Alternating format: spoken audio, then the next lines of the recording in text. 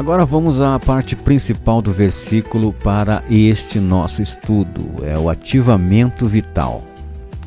Diz a palavra, Vaipar beapav, e soprou em suas narinas. A pergunta crucial aqui, caros amigos, é: o que o Eterno soprou nas narinas do homem? E aqui os imortalistas se complicam, pois eles vão ter que admitir que não foi algo pessoal, inteligente, que o Eterno soprou em Adão. Não foi uma alma consciente que o Eterno soprou no homem. Foi simplesmente o fôlego de vida e nada mais. O Ruach, o espírito de vida. Tem uma passagem, inclusive, em Gênesis 7:22, onde o autor diz fôlego de espírito de vida. Tudo que tinha fôlego de espírito de vida em suas narinas.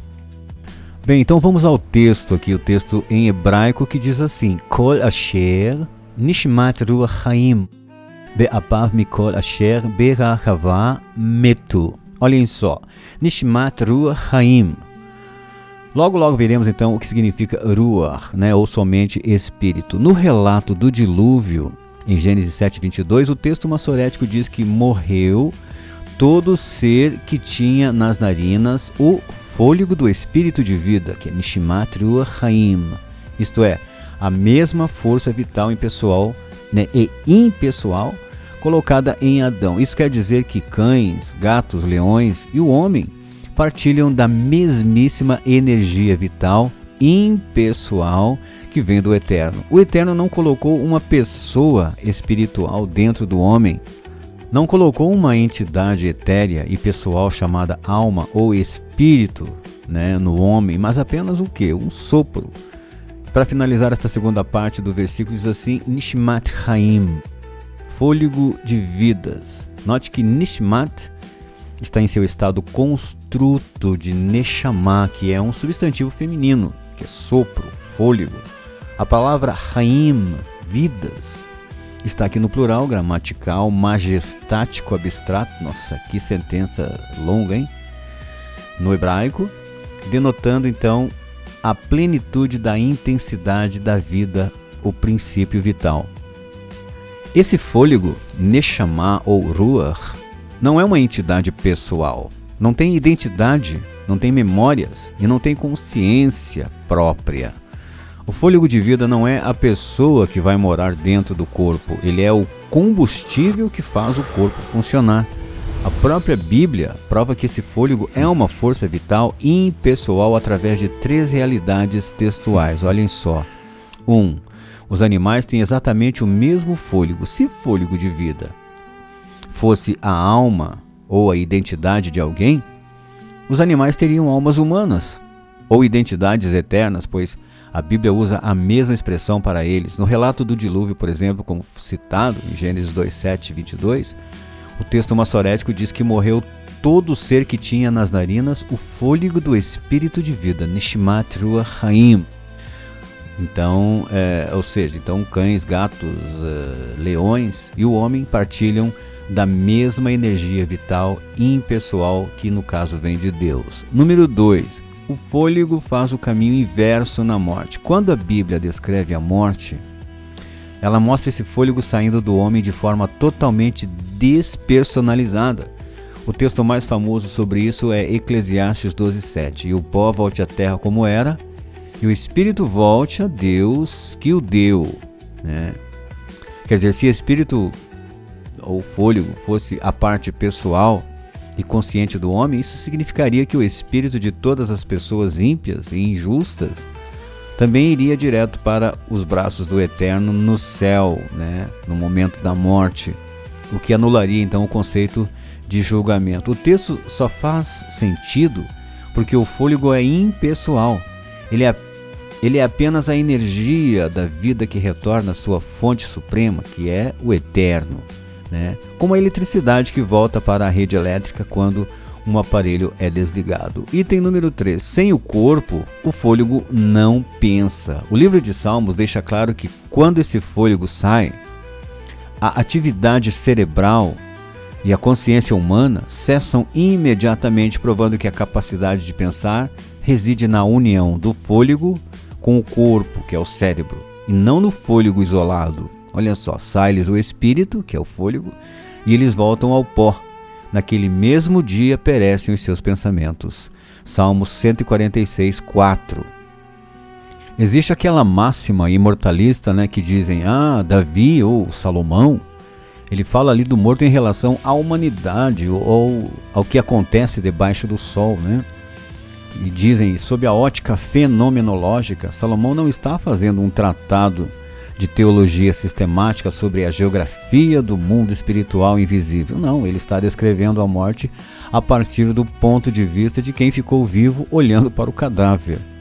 Isso é um verdadeiro absurdo, porque os imortalistas esquecem, caros amigos, que os escritores bíblicos que falam do homem na morte, eles se referem ao eu individual de cada um. A sentença de morte é para a pessoa, a sua individualidade, e não ao corpo. Tem uma passagem muito importante na Brit Hadashah, onde Yeshua fala, sou aquele que vive, estive morto, mas agora estou vivo para todo sempre. Apocalipse 1:18. Como assim, estive morto? Para um imortalista, seria o mesmo que Yeshua dissesse, eu nunca morri, mas eis que estou vivo. Vamos analisar este texto no grego. Kai hazon, kai egename nekras, kai edu zon. Emi estus ionas ton ionon. O verbo egenomen vem de ginomai, que significa tornar-se, vir a ser ou passar por uma mudança de estado. E a palavra necros significa morto. Jesus não diz meu corpo experimentou a morte. Ele usa o verbo na primeira pessoa, eu me tornei morto. Houve uma mudança real de estado no eu de Yeshua, caro amigo. Ele entrou voluntariamente na condição de necros, morte, cessação da vida, e pelo poder do Eterno saiu dela. Mas eis que estou vivo. Isso prova que uma pessoa não pode estar morta e viva ao mesmo tempo. É por isso que essa passagem mostra que o próprio Rei da Vida valida a morte como um estado real pelo qual a sua individualidade consciente passou e venceu. Note como o termo egnomen se conecta perfeitamente a alguns termos depois com eimi, eu sou, estou. Quer dizer, o mesmo eu que afirma egnomen nekros, eu me tornei morto, é o eu, que agora brada zon eimi, eu estou vivo. A identidade do sujeito individual permanece exatamente a mesma através dos dois estados.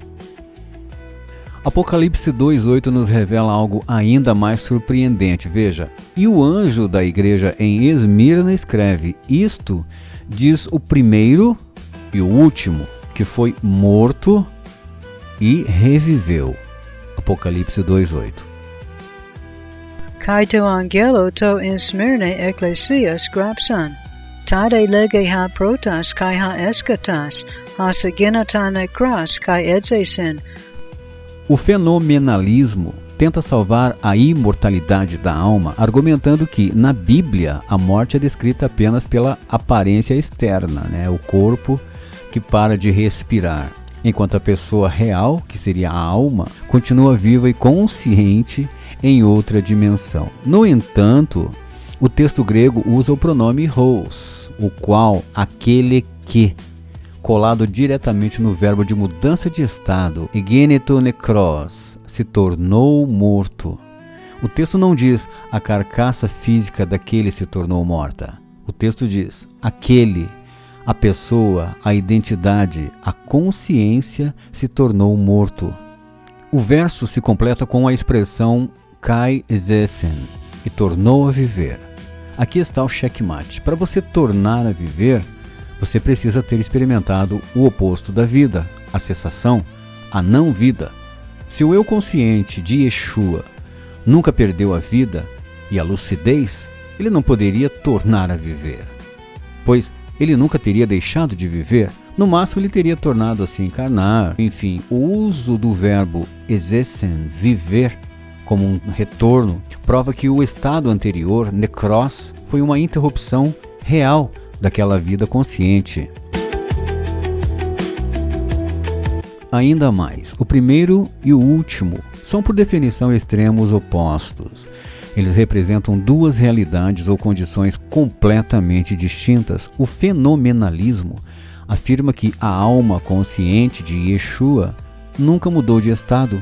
Ela apenas assistiu de camarote, digamos assim, o corpo biológico morrer. Olha só, protos significa o início absoluto, o número 1 na linha de largada, o pioneiro, aquilo que vem antes de tudo. Agora, eschatos significa o fim da linha, o último da fila, a extremidade final, além da qual não há mais nada. Daí vem a palavra escatologia, né, o estudo das últimas coisas ou do fim do mundo. Então, no pensamento grego, você não pode ser o protos e o eschatos ao mesmo tempo, sob a mesma condição, porque eles se repelem logicamente. Portanto, ao fundir esses dois opostos na sua própria pessoa, Yeshua está afirmando que o seu eu individual transitou de fato entre essas duas realidades totalmente distintas, da plenitude da existência à total cessação na morte, retornando depois de forma triunfal. A própria escolha dessas palavras gregas esmaga a ideia de que a morte foi apenas uma impressão superficial ou um fenômeno de aparências.